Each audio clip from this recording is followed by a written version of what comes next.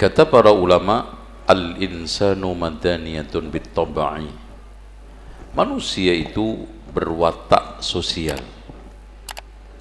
Siapapun tidak akan bisa menghindari sosialisasi.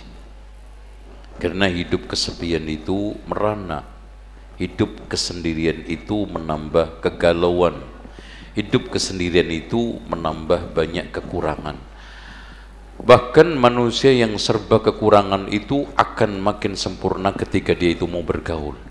Karena saya pedagang beras, kalau nggak dibeli oleh orang yang hajatan, saya nggak akan bisa maju. Tapi juga begitu, petani nggak ada pedagang beras, nggak akan bisa maju. Begitu juga kita sudah punya beras, sayur mayur di sawah banyak, kita bodoh pedagang kelontong karena beli minyak, beli garam, karena bikin sendiri semua itu nggak ada orang yang bisa. Sis, aku bikin beras dewe, lengo dewe, terus garam dewe, iso? Nggak bisa. Bisanya mendapat semua itu karena kita bersosial. Makanya kata Rasulullah, al-mu'minul ladzi yukhalitun nas wa yasbir ala adahum khairun minal ladzi la yukhalitun nas wa la yasbir ala adahum. Manusia yang bergaul, sabar atas gangguan pergaulan itu lebih baik daripada enggak gaul, enggak sabar. Ya pasti gangguan itu bisa bersifat duniawi, ya termasuk dirasani difitnah. Bisa gangguannya itu ukhrawi, direcokin akhirat kita, ya, diomongin ngaji kita, difitnah dakwah kita. Tetapi bisa juga berupa gangguan harta, diutang nggak balik, resiko pergaulan, uang dipinjam orang, resiko pergaulan kita harus ngasih duit kondangan, resiko pergaulan kita harus takziah, resiko. Tetapi mukmin yang gaul, sabar atas gangguan itu lebih baik daripada nggak gaul, nggak sabar. Terus kemudian cara seorang mukmin di dalam menghadapi fitnah. Kita semuanya sepakat bahwa laqad kana lakum fi rasulillahi uswatun hasanah. Bagaimana Rasulullah SAW menghadapi fitnah? Kita ambil sampel satu ketika istri tercintanya yaitu Ibunda Aisyah difitnah. Apa sikap Rasulullah? Sikap Rasulullah yang utama pertama adalah mendekatkan diri kepada Allah, memohon supaya segera diputuskan, dan kita tidak sibuk mencari pelakunya. Cek aja di dalam hadisul fitnah, ya, di dalam hadisul ifki, Rasulullah SAW tidak banyak langkah-langkah siapa pelakunya. Kalau nggak ditunjukkan Allah, maka Nabi Muhammad tidak sibuk itu. Sibuknya mendekatkan diri kepada Allah, menjadikan fitnah itu menjadi suatu hal yang cair dan menjadi suatu energi yang kuat di dalam kehidupan ini, bahkan berpahala. Itu satu. Kemudian yang kedua, ketika kita menghadapi fitnah, itu hendaknya kita balas dengan kebaikan. Idfa billatihi ahsan, tolaklah keburukan dengan satu yang lebih baik, bukan hanya baik, lebih baik.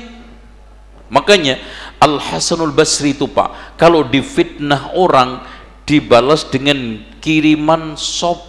Antum bisa sop dengkul, sop buntut, sop iga, campur racun dikit tikus.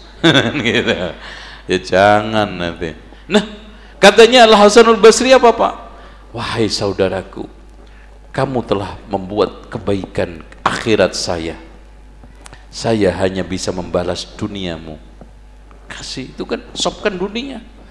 Tapi subhanallah, betapa baiknya orang ini dengan memfitnah saya, yang akhirnya memberi pahala akhirat saya, memberi ganjaran buat saya. Makanya kata Imam Ibnu Hazm apa Pak? Sebaiknya kita itu berpikir cerdik dan berpikir dewasa ketika dia omongin orang. Kenapa? karena mending diomongin orang daripada dipuji, apalagi dipuji-puji. Sekarang gini, dipuji, biasanya kalau dipuji itu ada pada diri kita, ada pada diri kita. Kalau dipuji-puji biasanya hanya lamunan kosong, biasanya dilakukan oleh orang-orang penjilat. Contoh dipuji, Masya Allah hafal 30 juz, ngelontok di luar kepala. Pokoknya Pak, nggak ada orang sekecamatan ini yang hafalan Quran dia lebih hebat daripada dia. Akhirnya apa? Sombong, ujub. Bukankah itu menghilangkan amalia, merusak amal kita? Atau kita dipuji-puji, hafal 30 juz, ternyata cuma juz 30. Lah, wah Pak, orang ini hafal 30 juz, nggak salah dengar Pak. Iya, ngelontok di luar kepala Pak. Pokoknya musabaqah tilawatul Quran itu tingkat tuh. Ternyata cuma juz 30. Kira-kira antum bangga dengan pujian penuh dengan kepalsuan? Bukankah itu ibarat pakai baju indah dan megah hasil curian? Untuk apa kita pakai baju perlintih mahal hasil curian, nanti ketika kondangan ketemu yang punya? Loh, ini kan kelambiku Mas, wisin nggak sampean? Nah itu, mendingan kita sekarang ini tampil apa adanya. Beda orang sekarang dikritik ada pada diri saya. Iya ya, Masya Allah, anak ini memang malas ngaji. Akhirnya apa? Ambil pelajaran, ngaji deh. Anak ini memang kalau ngutang sulit baliknya. Jadi akhirnya apa? Perhatian. Iya, saya ini memang tukang ghibah, ya diingetin wajar lah. Iya, saya ini sama suami berani banget, padahal suami saya itu baiknya setengah mati. Jadi ambil pelajaran, koreksi. Itulah yang dikatakan oleh para ulama, rahimallahu mra'an ahda uyubi ilayya, semoga Allah merahmati orang yang menghadiahkan aib kepadaku, bukan hadiah pujian. Kalau seandainya fitnah, ya tolong, ghibah dengan fitnah. Kalau ghibah itu ada pada dirinya, apa adanya. Makanya kalau ada orang, Mas jangan ghibah, kan fakta. Lah fakta itu ghibah, kalau enggak fakta namanya fitnah. Tuh bedanya. Ada orang kadang ngeyel, jangan ghibah Mas, fakta kok Mbak. Ya namanya ghibah itu karena fakta. Karena fakta itu sehingga disebut dengan ghibah. Kalau enggak fakta namanya fitnah. Taruhlah fakta sebagai bentuk koreksi. Kalau tidak fakta, Masya Allah, kata Imam Ibnu Hazm, masuk surga tanpa keluar keringet ngobios, dan pasti diterima. Mas, sampean sholat belum tentu diterima loh. Iya, jendak-jendit, jungkir balik, nggak ikhlas, nggak bener. Tapi kalau ini jelas itu loh, ambil tidur diterima itu loh.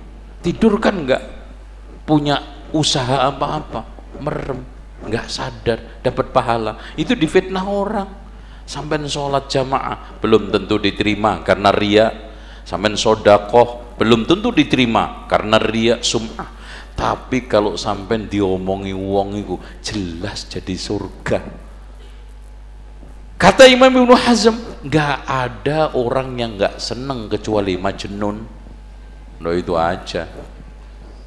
Dan nurutin, nggak diomongin orang. Di mana sih hidup ini? Nggak ada. Ya. Tadi pagi saya umpamakan di masjid Imam Syafi'i, kayak anak sama bapak naik unta, anaknya naik unta diomongin orang turun, bapaknya naik unta diomongin turun, dua-duanya naik unta juga diomongin, malah untanya yang diomongin. Unta udah kuntet dibangun berdua, turun ke dituntun, barang-barang juga diomongin. Beli unta mahal-mahal nggak dinaikin, punya utek nggak tuh orang. Akhirnya apa? Pengen nggak diomongin orang, unta itu sampean gendong karena sampean gendeng. Itu unta kok digendong, gendeng selesai. Lihat orang telanjang, coba kalau yang waras itu, yang telanjang diomongin orang, yang gendeng aman, sampean pengen aman gendengo itu ngutang juga nggak balik nggak apa-apa ya. Sekarang teriak-teriak juga nggak apa-apa, bahkan teriak-teriak di kelurahan juga malah diperhatikan orang itu, malah dikasihani sama orang gendeng tuh. Dengan demikian sing penting ini saya Pak, sampai niki lakune wis bener ora, kan ono pepatah iku wis hafal kabeh, biarpun anjing menggonggong kafilah tetap berlalu. Wong mudik diomongi ngalor ngidul ya tetep mudik kok. Radio ngomongi, TV ngomongi, wong sak antero ngomongi, mudik udah macet bla bla bla begini, ongkosnya mahal bla, ya tetep mudik ora? Mudik. Sampai kok giliran beragama diomongin orang minder. Udah, sing penting bener iku lho, bukan sing penting nggak diomongin orangnya. Lo kalau sampai nggak diomongin orang terus nggak bener, apa? Gitu. Dengan demikian yang tidak diomongin itu di dunia ini cuma dua, jin sama orang gendeng. Gitu. Ya silahkan. Kalau nggak mau gila ya masuk ke alam jin gitu kan gitu. Itu. Tapi ya diomongin jin tadi toyol itu, diomongin uang. Oh berasku iki kurang dicolong toyol kayak yuk kan gitu. Udah diomongin orang Gondoruo, kuntilanak, diomongin kabeh. Padahal belum tentu Gondoruo kuntilanak. Makanya kalau tahu juga mangkel, ternyata yang nyolong duit bukan toyol, bojoku dewe. Gitu. Kan akhirnya toyolnya mangkel, orang ngajar gue nggak ngerasain, gue dibawa-bawa kan gitu. Oke, jadi seperti itu ya Pak. Sikap pokoknya lembah manah, welas asih. Kita di dalam hidup ini banyak mengalah. Wong ngalah itu nggak rugi, ya. Wallahu a'lam.